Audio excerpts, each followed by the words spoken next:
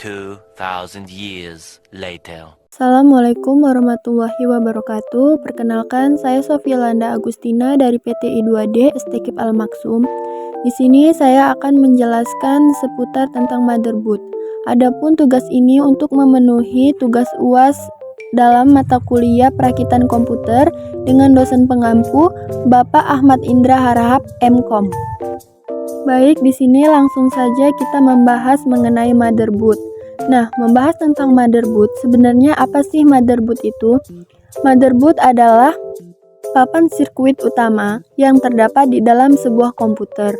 Motherboard adalah komponen yang memiliki tugas utama untuk mendistribusikan listrik dan memfasilitasi komunikasi antar perangkat komputer ataupun perangkat periferal. Nah, motherboard juga menjadi tulang punggung utama proses komunikasi antara perangkat CPU, RAM, memori penyimpanan, dan seluruh komponen lain dari perangkat keras komputer. Untuk fungsi motherboard sendiri, secara umum, motherboard memiliki fungsi utama untuk mengelola hubungan atau komunikasi antar komponen yang terdapat pada komputer supaya bisa berjalan secara terpadu.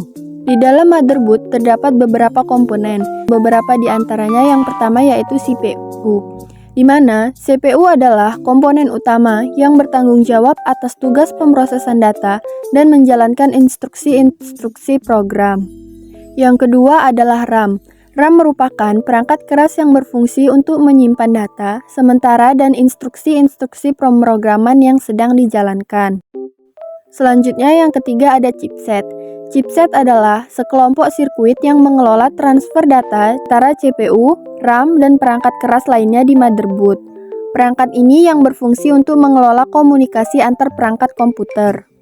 Yang keempat ada BIOS. BIOS merupakan program perangkat lunak yang dapat memberikan instruksi dasar pada komputer saat diaktifkan, termasuk proses booting.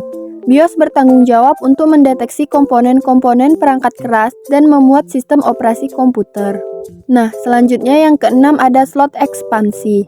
Slot ekspansi merupakan slot yang berfungsi untuk memasang perangkat periferal internal seperti kartu grafis, kartu suara, kartu jaringan, dan perangkat tambahan lainnya yang mendukung kinerja komputer.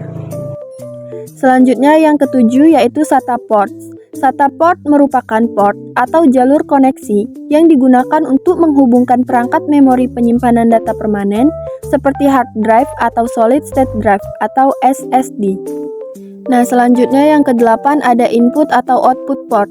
Input atau output port merupakan port yang digunakan untuk menghubungkan berbagai perangkat eksternal input ataupun output ke komputer seperti keyboard, mouse, printer, dan perangkat USB lainnya.